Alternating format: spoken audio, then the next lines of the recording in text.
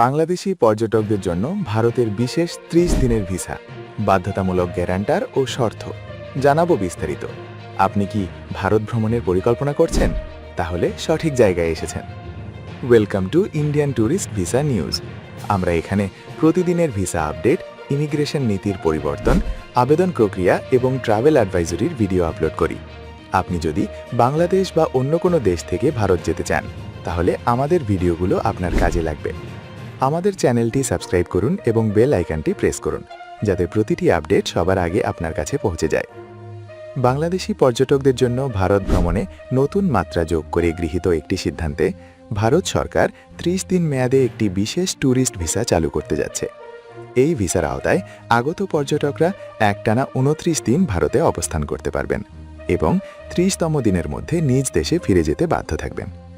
তবে এই ভিসা পাওয়ার জন্য একটি গুরুত্বপূর্ণ শর্ত হল একজন ভারতীয় আত্মীয়কে গ্যারান্টার হতে হবে, যিনি নিশ্চিত করবেন যে ভিসাধারী নির্ধারিত সময়ের মধ্যে ভারত ত্যাগ করবেন। ভিসার মেয়াদ ও অবস্থানকাল। ভিসাটি ইস্যুর তারিখ থেকে ৩০ দিনের জন্য বৈধ হবে। ভিসাধারীরা ভারতের মাটিতে সর্বোচ্চ ২৯ দিন অবস্থান করতে পারবেন এবং ৩০তম দিনের মধ্যে দেশ ছাড়ার বাধ্যতামূলকতা থাকবে। এর অর্থ, আপনি যদি ১ তারিখে ভারতে প্রবেশ করেন, তাহলে ৩০ তারিখের মধ্যে স্থানীয় সময় অনুযায়ী ভারত ত্যাগ করতে হবে। গ্যারান্টারের বাধ্যবাধকতা।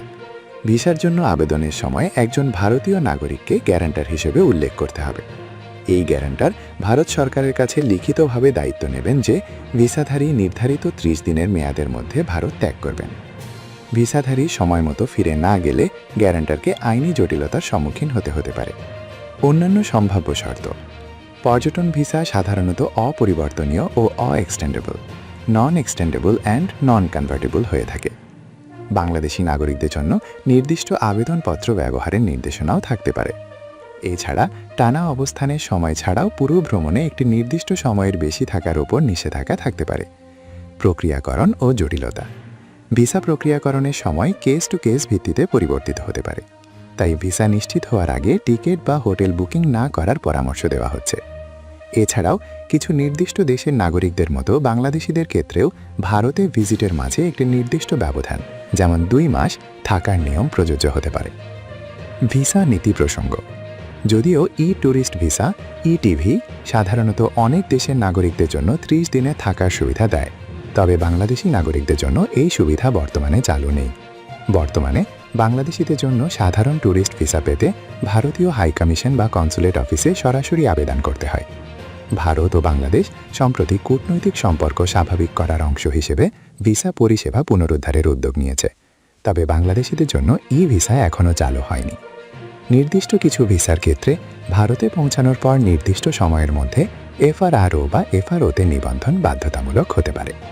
ভিসা প্রক্রিয়াকরণ সংক্রান্ত সব ধরনের লেটেস্ট তথ্যের জন্য ভারতীয় হাইকমিশনের অফিসিয়াল ওয়েবসাইট দেখার পরামর্শ দেওয়া হচ্ছে। বিশ্লেষকরা মনে করছেন, ভারতের এই সিদ্ধান্ত দুই দেশের মধ্যকার জনগণের মধ্যে ভ্রমণ সহজতর করার পাশাপাশি পারস্পরিক আস্থা ও সম্পর্ক জোরদারের ক্ষেত্রে গুরুত্বপূর্ণ ভূমিকা রাখবে। তবে ভিসা শর্ত এবং গ্যারান্টার বাধ্যবাধকতা কিছু পর্যটকের জন্য জটিলতা তৈরি করতে পারে বলে মনে করছেন সংশ্লিষ্টরা। বিশেষ করে ভারতীয় আত্মীয়ের গ্যারান্টার বাধ্যতামূলক করার কারণে যাদের ভারতীয় পরিচিত জন নেই, তারা যাতে ভিসা পেতে সমস্যার সম্মুখীন না হন সে ব্যাপারে সতর্ক থাকার পরামর্শ দিয়েছেন ভ্রমণ সংশ্লিষ্টরা। আমাদের সাথে থাকার জন্য অসংখ্য ধন্যবাদ। দেখা হবে নতুন কোনো টপিক নিয়ে। ততক্ষণে চ্যানেলটা সাবস্ক্রাইব করে রাখবেন কিন্তু। ভিসা নিয়ে আরও তথ্য পেতে ঘুরে আসতে পারেন আমাদের প্লেলিস্ট থেকে। আজকের মতো বিদায় নিচ্ছি, সাবধানে থাকবেন। ভারতীয় ভিসা প্রক্রিয়া নিয়ে কোনো প্রশ্ন থাকলে কমেন্টে জানাতে পারেন। ভালো থাকুন, সুস্থ থাকুন। নমস্কার।